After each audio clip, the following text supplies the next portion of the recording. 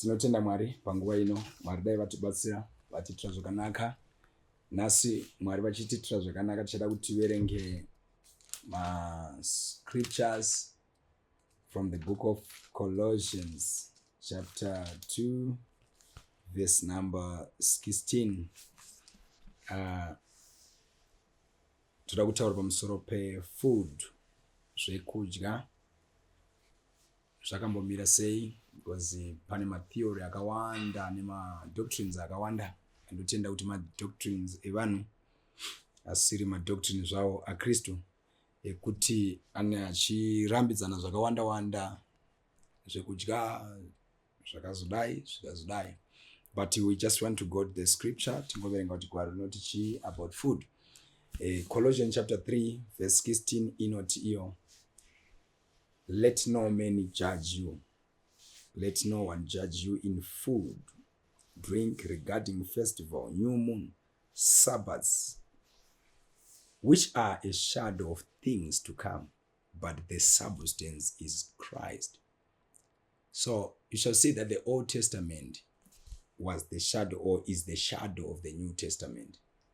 So Paul argued that this is the shadow of things. So in other words, you are saying the New Testament is the Old Testament revealed, and the Old Testament is the New Testament concealed. That means Old Testament yakanga yakatakura the New Testament. Saka zvimwe zvaingotaurwa zvanga zvine aiva ma-symbols ane zvaaizoreva kumberi.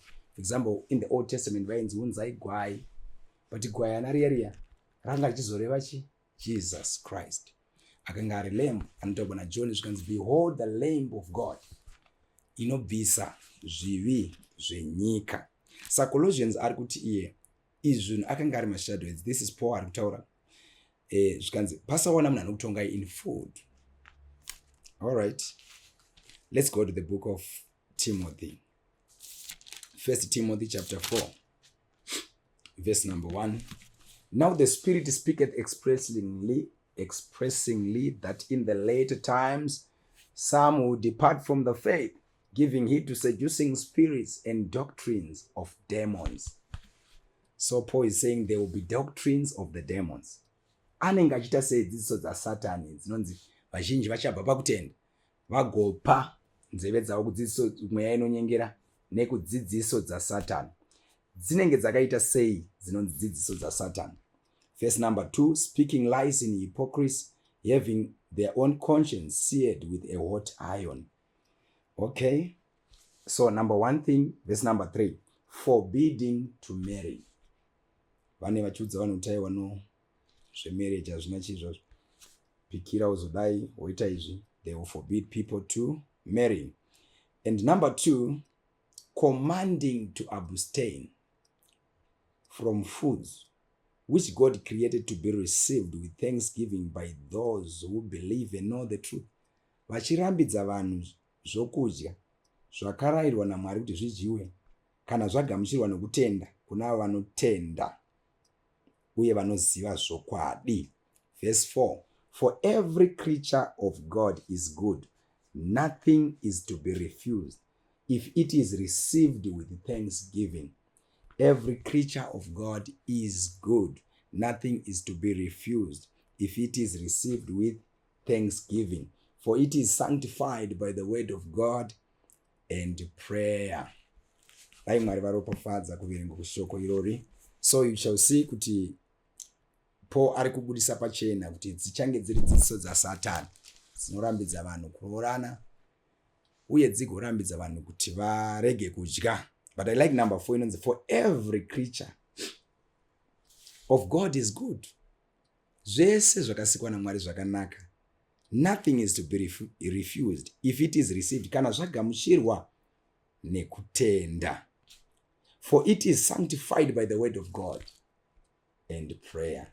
So ukona kuti mune simba muprayer rinosanctify even chikafu.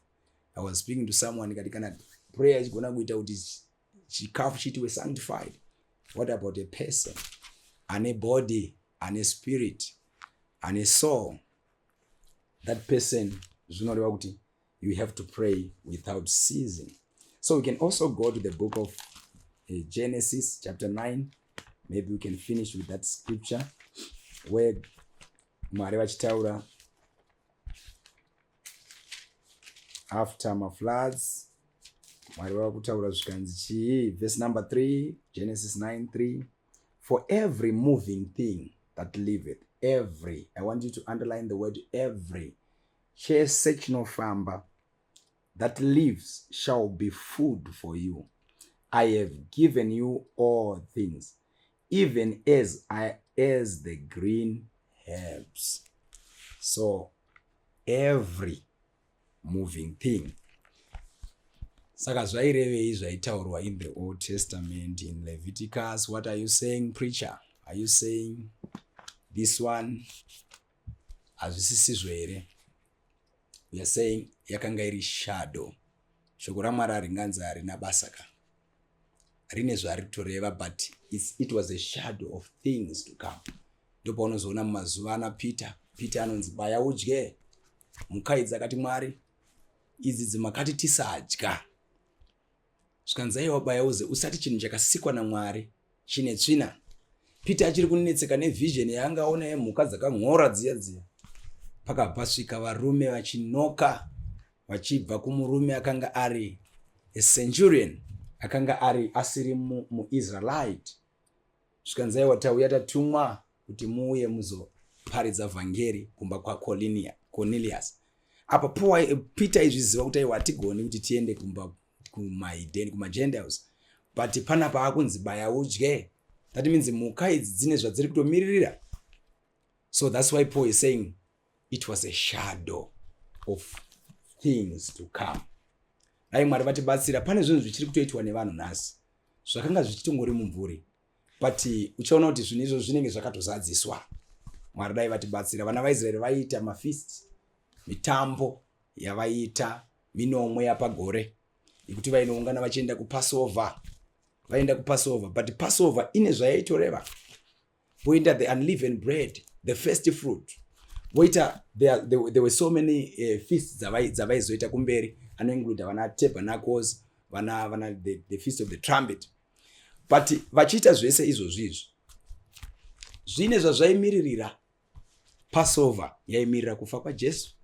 The first fruit yaimirira kumuka kwaJesu as the first fruit. Akava dangwe kuda kuti vese vanofa muna Kristu they will rise like him. So ndoti nini, ukatadza kunzwisisa kana kuti rightly divide, inotaura kuna 2 Timothy chapter 2 verse number 15. Study to show thyself approved unto God, a workman that needed not to be ashamed, rightly divide the word of truth. So unofana kukwanisa kupatsanura, this is a shadow and this is now a real thing. And after all, the Bible is the revelation of Jesus Christ. Every scripture, everything chinofana kutungamirira pana Kristu Jesu, because Jesus is the word and the word is Antichrist. Mwari vakuitirei zvakanaka, Mwari vakukomborerei, tosangana zvakare next time.